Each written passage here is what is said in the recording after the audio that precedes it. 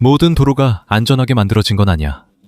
세상에는 한 번만 잘못 꺾어도 바로 절벽으로 떨어지는 길도 있어. 바닷속으로 사라지는 고속도로도 있고 보험회사조차도 지나가길 허락하지 않는 길도 있어. 이 영상에서는 지구에서 가장 위험한 도로 몇 곳을 찾아가 볼 거야. 히말라야의 좁은 산길부터 수백 킬로미터 동안 구조 서비스조차 없는 사막까지. 그리고 리스트가 길어질수록 왜 사람들이 이런 길을 지나가려고 하는지 더 궁금해질 거야. 시작하기 전에 이 영상에 좋아요와 구독 부탁해. 이건 저희 같은 콘텐츠 크리에이터에게 큰 힘이 됩니다. 감사합니다. 자, 이제 시작하겠습니다. 거량 터널 로드. 중국 거량 터널 로드는 허난성 타이양 산맥에 위치해 있습니다. 터널이 건설되기 전에는 거량 마을 주민들이 마을을 드나드는 것이 거의 불가능했습니다. 당시 유일한 통로는 절벽에 직접 깎아 만든 가파른 계단으로 하늘 사다리로 알려져 있었습니다. 1970년대 초 주민들은 제대로 된 도로를 만들어 달라고 정부에 여러 차례 도움을 요청했다고 합니다. 하지만 이 지역의 역사에 관한 보고서에 따르면 예산이나 승인은 바로 내려지지 않았습니다. 그래서 마을 사람들은 스스로 방법을 찾았습니다. 13명의 주민이 산비탈에 터널을 파기 시작했습니다. 그들은 정식 엔지니어링 교육을 받은 적이 없었습니다. 현대적인 장비도 없이 망치, 조각도구, 그리고 단순한 강철 도구만을 사용해서 절벽 옆에 매달린 채 작업했습니다. 이 프로젝트는 거의 5년이 걸렸습니다. 1977년에 터널이 공식적으로 개통되었고 지금까지도 여전히 유명합니다. 중국에서 가장 위험한 도로 중 하나로 꼽힙니다. 도로가 구르지 않고 일부 구간은 매우 좁습니다. 시야가 거의 없는 블라인드 코너도 있습니다. 터널 옆에는 창문처럼 큰 구멍들이 나 있어 밖을 볼 수 있습니다. 터널에서 반대편에서 오는 차량이 잘못된 부분에 있을 때는 두 차량이 모두 지나갈 수 있도록 멀리까지 후진해야 할 때도 있습니다. 하지만 위험함에도 불구하고 이 터널은 마을 전체의 생존과 결단력의 상징이 되었습니다. 만약 주민들이 그 터널을 만들지 않았다면 그들의 공동체는 세상과 완전히 단절됐을지도 모릅니다. 파사지 드오구아. 프랑스 파사지 드오구아는 프랑스 본토와 누아르무티의 섬을 연결하는 4km가 넘는 도로입니다. 썰물 때는 그냥 평범한 해안도로처럼 보입니다.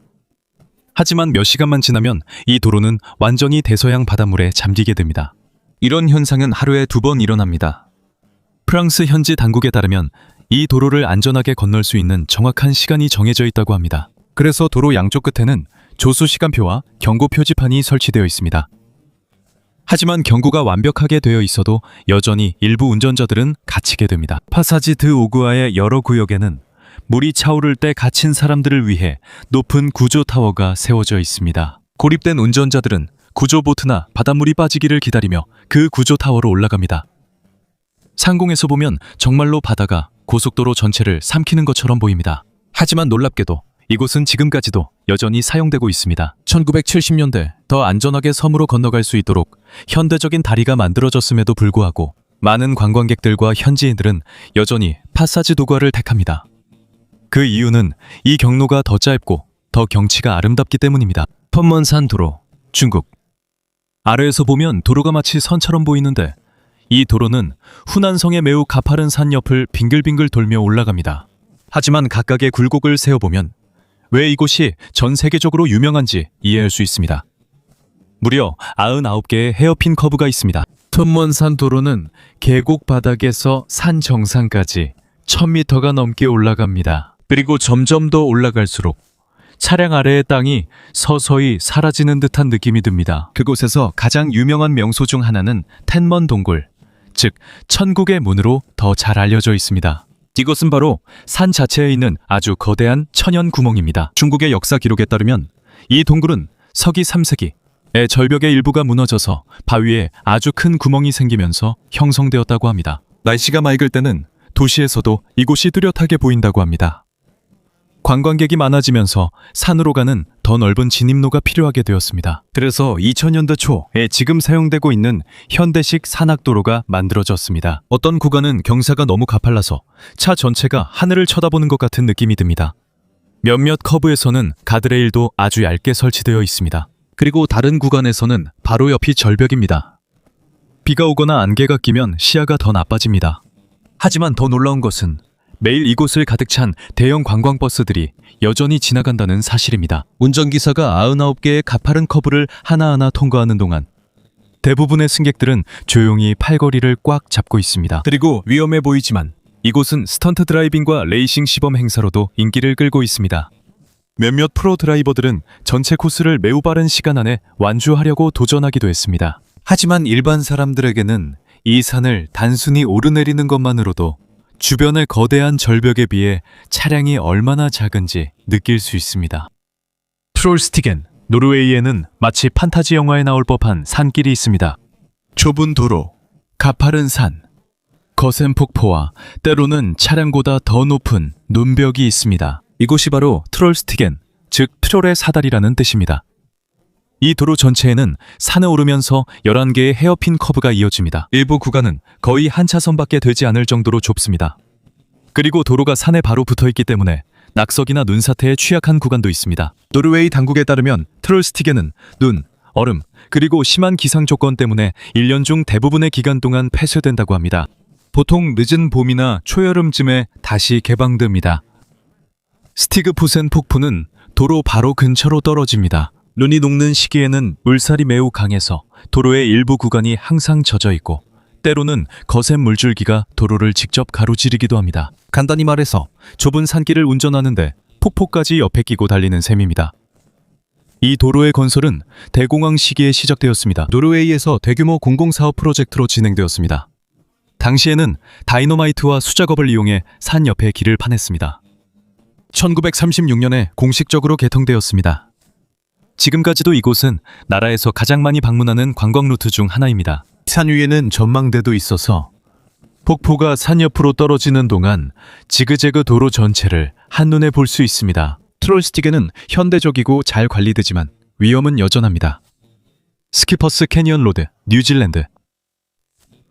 뉴질랜드에는 보험회사들조차 책임지기를 꺼려하는 도로가 있습니다. 이곳은 버려진 도로도 아니고 불법 경로도 아니며 오히려 관광지입니다. 하지만 그곳에 렌트한 차량을 가지고 가면 보험 보장이 자동으로 무효가 될 수 있다고 합니다.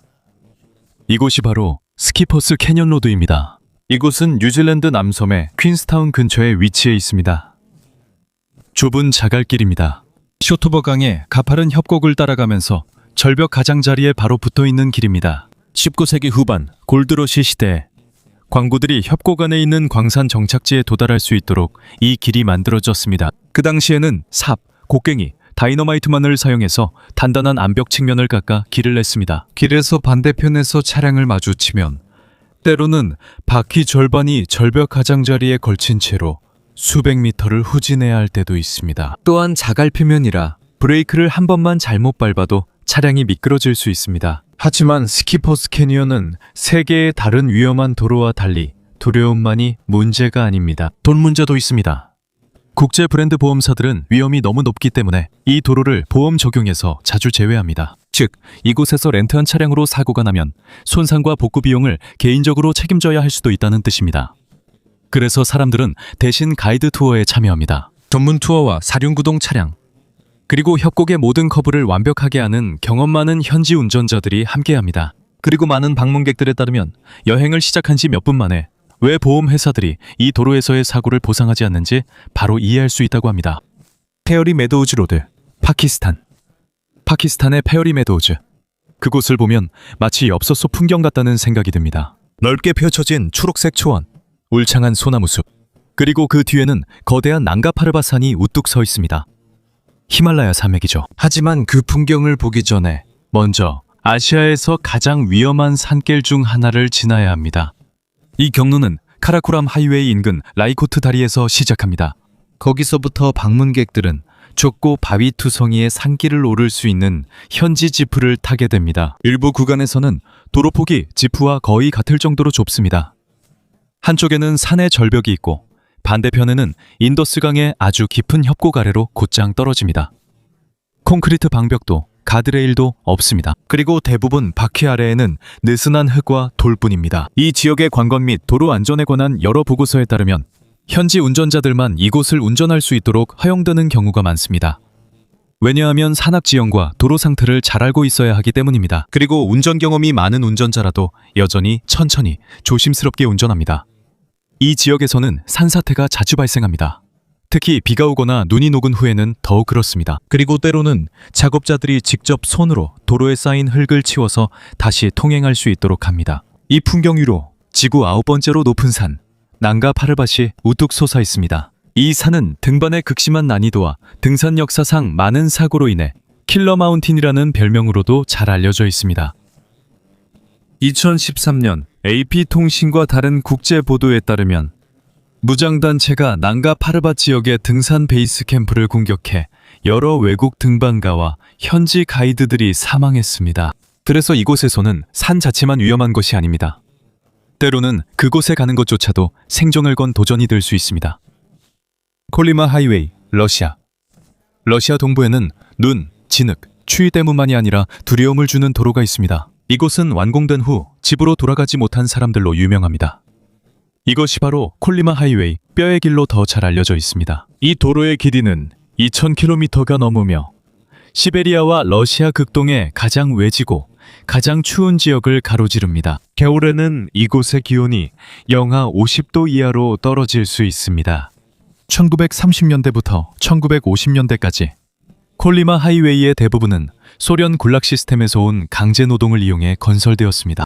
역사학자들과 소련 강제 수용소에 관한 다양한 연구에 따르면 수천 명의 죄수들이 금을 채굴하고 극한의 환경에서 인프라를 건설하기 위해 이 지역으로 보내졌습니다. 많은 사람들이 굶주림, 질병, 혹한, 과로, 그리고 강제 수용소에서의 잔혹한 대우로 인해 목숨을 잃었습니다. 역사학자들의 사망자 수 추정치는 정확히 일치하지 않지만 역사 기록을 보면 이 프로젝트에 엄청난 인명피해가 있었다는 것은 분명합니다. 그리고 여기서 뼈의 길이라는 별명이 생겨났습니다.